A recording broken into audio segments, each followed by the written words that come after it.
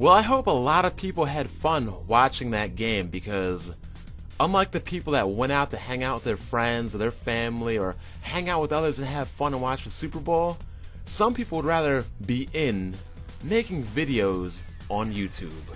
Social reject exposed.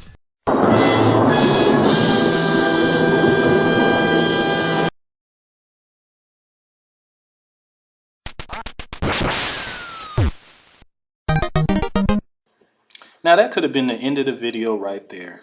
But what's the fun in that? So Blackb0nd, as usual, does exactly what I said he was going to do. I don't see how a person can spend 3 days making a 10-minute video that doesn't dispute anything in the video that he's replying to. He couldn't dispute any of the things that I was saying in my video, so he has to go and try to dig up things that have nothing to do with what I was saying in the video. I mentioned specific instances for a reason. Those were things that I came up with based on my research, based on my common sense, and based on my past knowledge of game console hardware. You use video clips of me talking about news articles and talking about spec articles.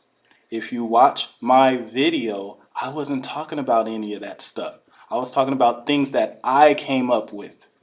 There are no articles for that stuff before my videos were made. There were no articles discussing detailed specs of a system that wasn't even rumored yet. I started talking about that stuff before Project Cafe rumors even started. I made that video in December of 2010. Project Cafe rumors came out around April 2011. There was no articles to go by. There was no articles to steal information from.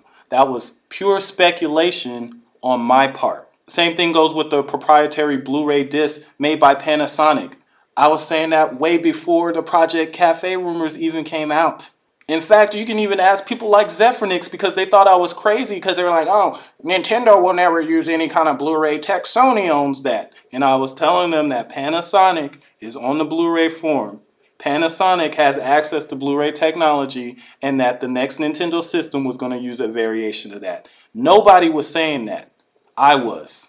Please show me a link that says that PlayStation 4 and Xbox Ones would have problems running last generation code due to how the CPU and GPU make up. Please show me a link of someone saying that before me. Please enlighten me.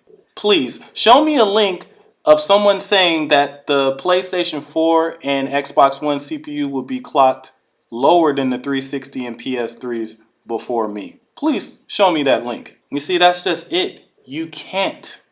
That video is undisputable, like I told you. So you had to go in the left field and try to dig up something else to sidestep with. But the problem is, you even failed with that. So he uses a clip from my why the PlayStation 4 and Xbox One won't be that much more powerful than the Wii U video.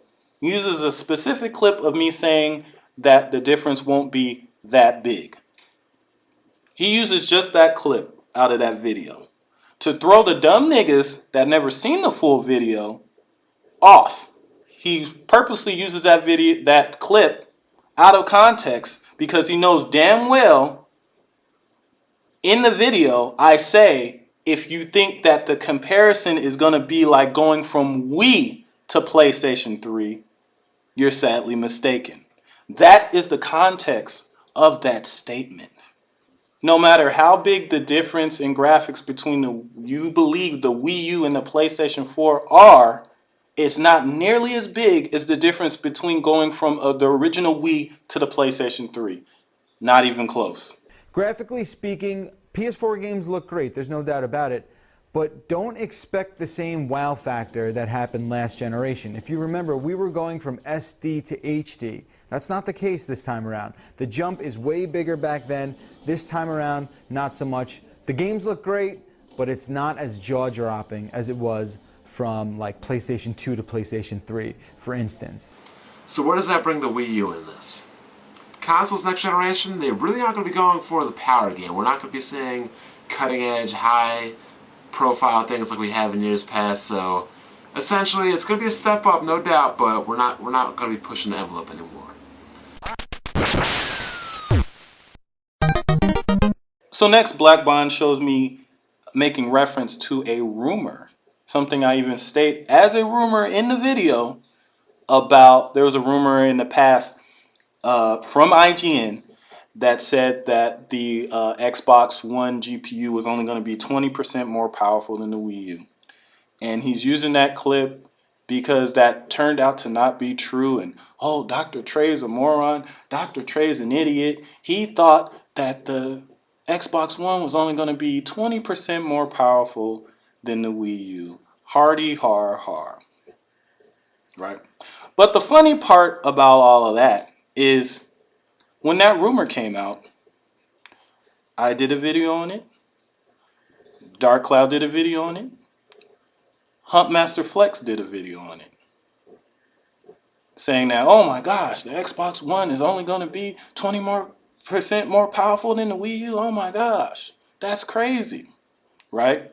But let me tell you something that I did that nobody else did.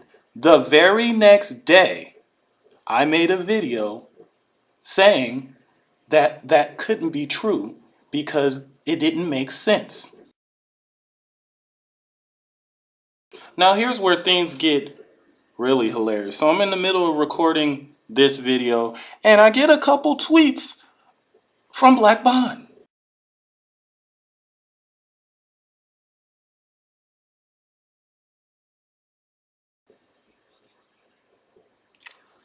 Bon. Great timing, as usual. Roll that beautiful bean footage. So the next Xbox is rumored to be using an HD 6670 equivalent, which puts it in the same ballpark around the Wii U.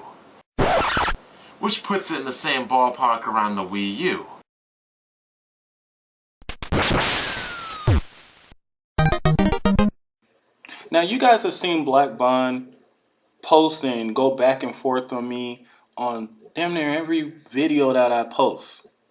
Besides really one type of video, my console spec related videos. You rarely see him going back and forth with me on those videos, don't you?